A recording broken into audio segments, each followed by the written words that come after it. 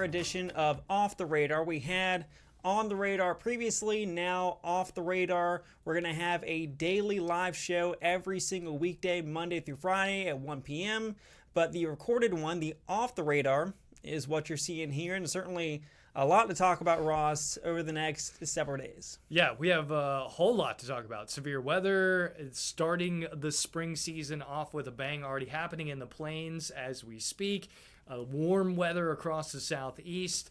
Potential that maybe we're done with winter, maybe? You never know. Could be. We'll see. The superstorm of 96 or 93, right? 90. There's always one or two that comes along and kind of throws that for a loop. March snows can happen. We're not saying it's impossible, but we are at least looking at starting the month off on a warmer note. And, of course, there was quite a spectacle that happened. The lunar eclipse. We've got that to talk about as well. Yeah, and kind of in between those two topics, we're also talking about the warm weather that you mentioned on the way and the March snow stats. It has snowed throughout history in central North Carolina. How likely is that, and how often has it happened? We'll talk about that. And in taking a look back at the lunar eclipse that happened earlier this week. But starting off, of course, this is Severe Weather Preparedness Week in North Carolina. It began back on Sunday, March 1st, an overview of the entire week. Every single day since then has had a specific topic. Monday was storms and tornadoes, severe alerts on Tuesday, wind, hail, and tornadoes once again, all very important on Wednesday. Lightning safety Thursday. We're going to have a package from Wes Owenstein coming up in a bit about lightning safety, flooding safety on Friday, and ending it out on Saturday with make a plan. Very important to have a plan before severe weather actually strikes. Yeah, absolutely. Key emphasis on planning ahead. That's what this whole prep week is about, is just to give you an idea on what is possible across central North Carolina and how you should be prepared for that event, specifically talking about severe thunderstorms and what they can bring to the table. And, of course, you always have the chance, especially March, April, and May, of seeing the chance of some tornadoes across the area. We'll start off talking about that if I can get this going right. So, since 1950, there have been 149 tornadoes across the state. This is 1950 through 2024. A few back in March of 2025, too, in addition to this map. This is courtesy of Purdue University. But notice those red lines there across the southern half of central North Carolina. An outbreak back in 1984, actually seeing 4 EF4 tornadoes with that. We usually don't see tornadoes quite that strong, thankfully, but they can happen and, of course, have happened throughout history. Yeah, tornadoes are one of those things that you can prepare for ahead of time, but once they're happening, you really have to have that plan in place. You don't want to be thinking of a plan while you're under a tornado warning. So that's why we talk about something that you talked about extensively in this severe weather prep, which is tornado safe places. I like to refer to it as the 5-minute plan. Because you really have about 5 minutes. Typically, on a lead time of a tornado warning, we're going to give you about 15 minutes, and that's because the National Weather Service is so good at their job. They typically put a warning out, and there's usually about a 15-minute window before that tornado reaches your location, unless you just happen to be one of the unlucky ones where the tornado developed right on top of you, and then you have less time. But you got to have that 5-minute plan, especially if you're in a vulnerable area, say like a trailer park or something like that, where you would need to be getting to a safer location, because obviously a mobile home or a manufactured home is going to be the last place you want to be. Even in a weak tornado, we see damage from those, just basically disintegration. They're just gone. So those are places you certainly do not want to be. March, no stranger to tornadoes across the area. And really, I even highlighted this in today's On the Radar, which is that March, April, and May are typically when we see our worst severe weather outbreaks, because as we get later into the summer, we get hotter environments. We start to push that colder air further off to the north, which just does not give us the complex to develop more than a thunderstorm that's going to produce wind damage. We're just not seeing that rotational shear at the surface because we're just not getting that type of mixing anymore. So that tornadic activity actually starts to move northerly in the plains and even into Canada as we get into July, into June and July. So really it is the spring season where we're concentrated on tornadic activity and severe weather. Yeah, and of course, this is just the very beginning, still several months of severe weather season on the way. A quick look more breaking down the March tornadoes throughout history. Those 4 EF4s back in 1984. Back in 1994, Charlotte, the airport, actually saw an EF3 go right over the airport itself. 30 EF2s, 55 EF1s, and 50 EF0s, specifically in March across the entire state since 1950. Wow. Yeah, the Charlotte tornado. It's always kind of the expanding target that comes into my mind whenever we're talking about tornadoes, especially in areas like the Carolinas here where you're not used to seeing tornadic activity. Does it happen? Absolutely. It just doesn't happen, as often as the plains, so we kind of put it in the back of our mind. Cities are so much larger than they were even back in 94. I mean, Charlotte is so much bigger, so that would do far more devastation. You think about the impact today. Yeah.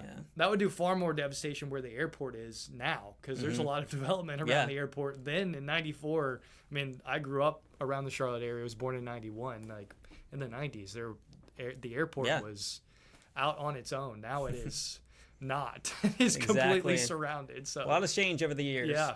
And a change coming to the SPC this year is the different outlook that they are putting out. It started earlier this week. It's the same overall thinking as far as the intensity colors that we've become familiar with. That green there, the marginal, all the way up to high. This is the old outlook. The new one, though, has what are called conditional intensity groups in them. 3 of those are going to come out all throughout the rest of this season and seasons to come. It basically indicates where has the greatest chance at the biggest severe weather, specifically tornadoes, higher in EF3, EF4, any place under the kind of diamond there. The intensity level 3 has the best chance, but still all the way down. If you have any intensity level over the course of the season, it just kind of signifies the greater chance of seeing something substantial coming through your area. Yeah, 2 thought processes for me on this. I think it's a great map for us, meteorologists.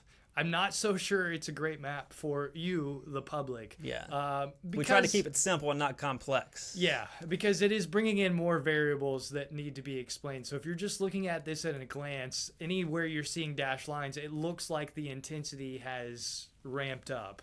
But in reality, really what it's doing is it's giving us the ability to see what specific threats are going to be highlighted under the overall chance. So for weather enthusiasts, chasers, meteorologists, broadcasters, National Weather Service, anybody that has a weather background, I think this is an excellent map because it does highlight those threats a little bit better. But I think from the public standpoint, the colors on the map already were confusing, especially when you're saying that a marginal or an enhanced risk is greater than a moderate risk, and the moderate risk is just slightly greater than a slight risk. So people were already confused by the wording and the coloring. Now you're going to add dashes into that give a little more specificity to things, but certainly aren't alleviating the explanation process. So I don't know. It to me, I like it personally. Not sure I like having to try to communicate that. I don't know.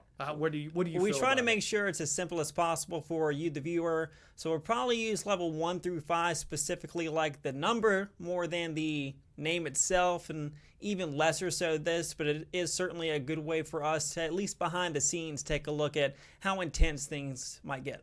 Yeah, and I think anyways we're going to be communicating the way we usually do anyways, which is going to be the map with the SPC colors on it, and then we're going to say, hey, damaging wind, hail, tornadoes, all possibilities today, and then we're going to leave it at that anyways. So I don't know what I'm complaining about because we're just going to explain it the way It'll we help want somehow. To. It will help us out. It'll help us out for sure. Absolutely. So maybe that's all we need. Maybe we don't need to be showing that to everybody. I don't know.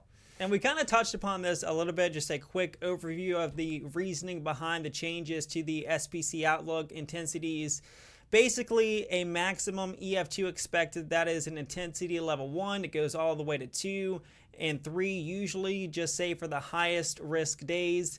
Intensity for EF4 and EF5 tornadoes would be that intensity level number 3. But of course, what's coming more in the short term locally is the intense heat, seeing temperatures for this time of the year at least well above the average for this point in the season. The 6 to 10 day temperature outlook shows temperatures as much as 10, 15, 20 degrees plus above the average of 60 for this time of the year. Yeah, and I think that this is important to note. For us, happening in spring, this is fantastic. We love it. We're absolutely enjoying the temperatures climbing to the 70s and 80s. But as Matthew just mentioned, that's 15 degrees above average for this time of year. So if this was in July or June or August, we would be very upset by a plus 15 to our daily average, because that would be putting us in the mid to upper 90s. It would be very, very warm. So this is a heat wave, even though for us, really all it's doing is bringing pleasant temperatures. This is the markings and exactly what we would call a heat wave, or with that high pressure system, something you would hear commonly in the summer, which is heat dome. Because that is an area of sinking air. It is basically a dome that is pressing down on the surface. So a lot of these buzzwords that are useful in the summer get ignored in the in-between seasons, even though the same thing meteorologically is happening. It's just a high-pressure ridge in control that is pressing down and giving us normals that are 20 degrees above what we should be. So certainly increasing the heat, but as you're getting ready to show, are we in record territory? We could be very close by the end of the week and the start of the weekend. Forecast for Friday and Saturday, 80 if not just above. The record on Friday set back in 1967 of 82. Very close, the best chance of breaking a record for that date. 85 is the record on Saturday, not quite as close, but 80s on back-to-back days in March is not too bad. Yeah, no, I break out the bathing suit, the suntan oil, whatever puts you in that spring fever, because certainly whenever we start to see 80-degree temperatures, it's got me there already. I'm thinking about the pool and the beach. I'm thinking about my next trip down to Wilmington, something I can enjoy with the family. I mean, come on. After the winter we had, which is probably going to end up being relatively average when the numbers are all boiled down. But comes out in the wash. But we had several days where the temperature didn't break out of the teens. So that doesn't happen a whole lot in winter across the Carolinas. So in my mind, it was a harsh winter. Yeah. Even though the numbers are going to be like, nah. Now, we were talking about that dome of heat coming in, that ridge coming in as well. This kind of gives an overall idea of the upper level temperatures here as we head towards Friday, Saturday, and Sunday. High pressure just keeps on building in. That means two things, of course, the heat, but it also means rain chances stay back towards the west. The better rain chances, the higher rain liquid forecast across Texas, Arkansas. You can ride that right along the ridge and see where the ridge is going to set up. The heaviest rain back towards the west and the lighter amounts down towards us. Yeah, unfortunately, we're just not tapping into that. You can actually almost see the shadow from the mountains itself, but on top of that, the ridge being the influence, the factor there. And wouldn't you know it, right where all that rain is, that's where most of the severe weather is also forecast to happen over the next couple of days. So unfortunately for us, we're just not getting all that useful moisture. You did it yesterday, so how much rain do we need? We need like 7 inches? We need like more than half a foot in most places in just a month to get out of the drought, so that's definitely not going to happen, at least for the next week or so. No, we might get some rain this weekend, so we'll cross our fingers on that. But I will say the good part about no rain or big rain chances in the forecast means no storms. And of course, lightning is one of the biggest risks we see around here besides tornadoes. Chief Meteorologist Wes Hohenstein takes a look at the dangers of lightning. In August 2016, lightning struck my Wake County home, shaking the entire house with the loudest boom we'd ever heard. It took a few stunned minutes before I stepped outside into the storm and saw a smoldering hole in my roof. A call to 911 had the fire department there in minutes with the lines charged, ready to spray, but the rain was so heavy, it likely put the fire out. Among the problems we had to deal with besides the new skylight, it blew the thermostat off the wall and fried the HVAC unit. It caved in the ceiling, my security system needed replaced, we lost a couple TVs, and the cat was so scared we didn't see her for a week. Some of the wildest things happened outside, though. The lightning strike went from the corner of the house, underground into the front yard sprinkler system, where it actually blew a water pipe, creating a geyser. The lightning also made it to the cable box in my front yard, where it knocked out TVs in 4 of my neighbors' houses. And finally, the surge made it under my house, where it traveled through an electrical wire like this that crossed a gas line, resulting in a rupture and gas leak. North Carolina is no stranger to lightning, with more than 3 million strikes last year, ranking 22nd in the country, with Texas leading the way with more than 47 million strikes. So what was actually going on inside the house once the lightning hit? I asked an electrician to explain it. When it comes to lightning strikes and power surges, we see that infrastructure be a pathway for that electricity to come into the household improperly. And when that electricity comes in improperly, it can affect different electrical devices and other infrastructure in the house, such as your HVAC or your plumbing, in various different ways. Travis is an electrician with Michael & Son Home Services. He says whole home surge protection is one of the best ways to protect your home. Unfortunately, the small surge protectors that you purchase and you plug in don't really meet the standard, and they don't really hold up very well. You also have hardwire appliances such as your HVAC system and your hot water heater in a lot of cases, and you can't plug those items in. So what we like to do is install a whole home surge protector. Wake County reported just a handful of house fires last year caused by lightning, and most weren't as lucky as me. There are a few things you can do to protect your house. We want to make sure that infrastructure is up to date and working the way it's supposed to. And then additionally, after you get your grounding checked out and everything squared away there, we want to add surge protection. So even if that electricity comes into the house and it tries to escape on that ground, if there's too much electricity, the surge protector can help alleviate that flow of power and help disperse that electricity without hurting our television, our security system, or our modems and internet that we all love these days.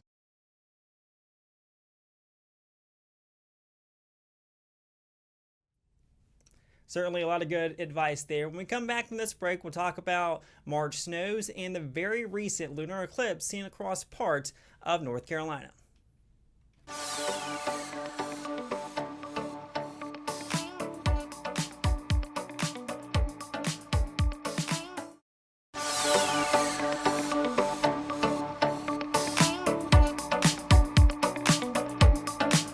Welcome back to Off the Radar. Just before the break, we talked about severe weather, lightning, and the heat that's on the way. Let's talk about the chances that we see snow during this month. Over the course of history, since 1887, several big snowfalls in Raleigh itself. 17.8 stands back in just one day in 1927, but a lot, about 4 or 5, 6 inches plus over the years. Yeah, and the 1927 snowstorm. I grew up in North Carolina, so did you.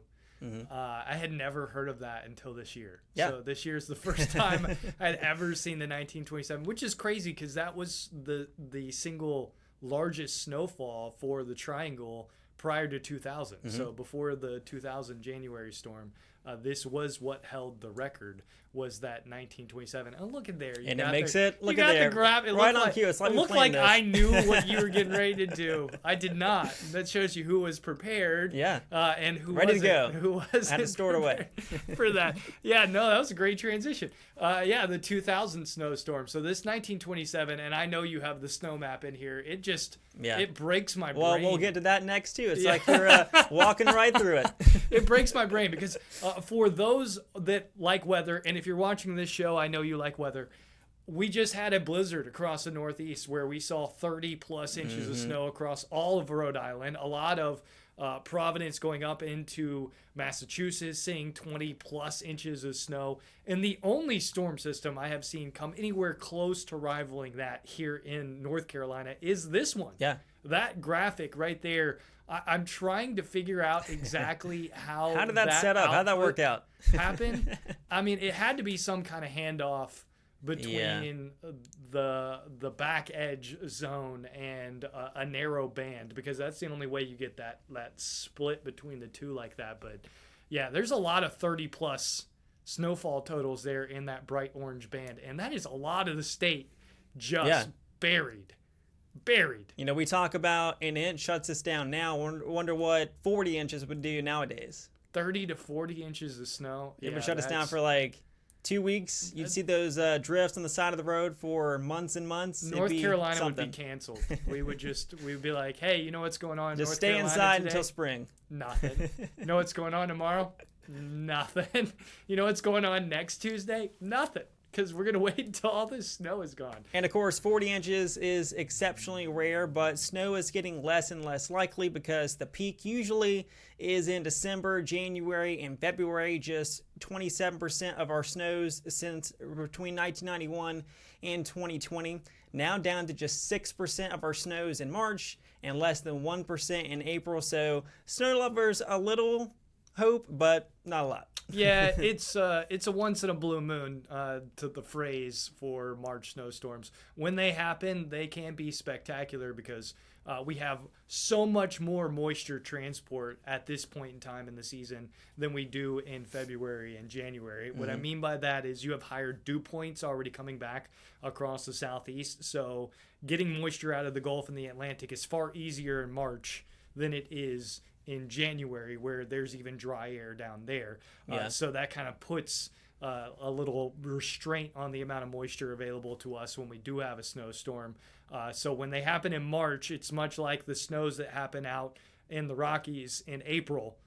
They're big time snows whenever they do happen to develop, where we have cold air in place and we get a low pressure system on that right track, which this winter we had a very favorable winter track and setup. We just didn't, for the triangle at least, we just didn't get anything to really come together right over the top of us. They're kind of near misses on both ends, the ice storm and the snowstorm. Obviously, some places picked up well over a foot, some places close to 2 feet in that snowstorm, but we only got a couple of inches here in Wake County. So just goes to show you, even when the winter sets up right and you get the right storms, it doesn't always work out in your favor if you want a big snow, which Matthew and I are both winter weather fans. Well, we got our snow this year, so we can kind of check that box until December. That's right. I say punt it until we get to next year, because I'm ready to move on. And you know, we had that one storm that the entire state saw at least a little snow, but most of us unfortunately didn't see the most recent thing, and that was the lunar eclipse that took place back on Tuesday morning. Of course, a lunar eclipse is when the Earth's shadow is cast on the moon. That took place around 4 a.m. just a couple of days ago. The partial began before 5 a.m. It was in the maximum around 6:30, but of course that was as the moon was on the way down. The total ended at 7:02, but at that point it was below the horizon, and most of us were kind of clouded in, but that was not the case down towards the coast. A very nice scene here from Wilmington. That was Tuesday morning, sit-in courtesy of Patrick Carroll, and eclipses are very rare for any time of the year. Yeah, eclipses are cool. I've seen a couple of the solar eclipses near totality. I haven't been as lucky as Rachel. She actually saw in totality, which is really cool. Yeah. So the blood moon type of thing for the lunar eclipse, it's the same kind of thing for the solar eclipse, where you get that nice little ring around the sun, and you can even see the coronal mass ejections on the side. For the moon, it's just that blood moon type of look. So really cool. I have seen a couple of these in person. Got to go back to, I think 2016, 2017 might have been when the last time I saw a really good lunar eclipse. Yeah. But, they're cool. Any kind of eclipse is cool. Yeah. Seeing something that's not normal. And the best part about the lunar eclipses too is the fact that you can look at it. You don't have to have special glasses, no threat of hurting your eyes, as is the case with solar eclipses. Yeah, these are just for your viewing pleasure. You just had to be, for this one, up super early. Now, this, of course, was... I don't like to get up early as it is, so I didn't see this one, but maybe next time. I think the next total lunar eclipse visible locally is not until 2029, but I'll mark it down and try to get outside by Yeah, then. that's not too far away. Not too far away. 2029. We can hang on, hopefully. Maybe I'll be a morning person by 2029. You never know. Things change. A better view of the That's lunar a good one. eclipse was out on the west coast. This is courtesy of NASA. Mountain View, California, seeing a nice and clear sky, so a nice and clear view of the eclipse, but you can definitely see the reddish orangish tint on the moon there, and much of the country did, if it didn't have clouds like us, did see the lunar eclipse. Yeah, pretty cool, especially for photographers getting those kinds of shots. That's a great one. And you know, one of the things around here is we always like to see rocket launches or lunar eclipses, solar eclipses. It's not just us as weather nerds, it's also us as anything cool like this. We love to see anything. If it's happening in the sky, we're probably looking at it. Space, weather, whatever it may be. Birds flying by. Yeah, birds. Hey man, don't knock it. I got a bird feeder that has a camera in it. It's awesome. I get notifications on my phone every day. It tells me what bird showed up. Like I said, I might be old now. That's how you know once you hit a certain age, you start looking. You're bird. past 30, man. You're in your bird watching days. You get over 30 and you start being like, I'm at the point, I'm curious now. I'm not quite to the full-on, camera, bird feeder, binoculars type deal. Yeah. Well, you just wait, man. You just wait. One day you're going to look out your window and you're going to be like, that's a red-bellied woodpecker. Well, we might talk about that next time, but that's all the time that we have for today for this episode of Off the Radar. For Ross Whitley and myself, Matthew Huddleston, thanks for joining us today, and hopefully you tune in next time too. Have a good day.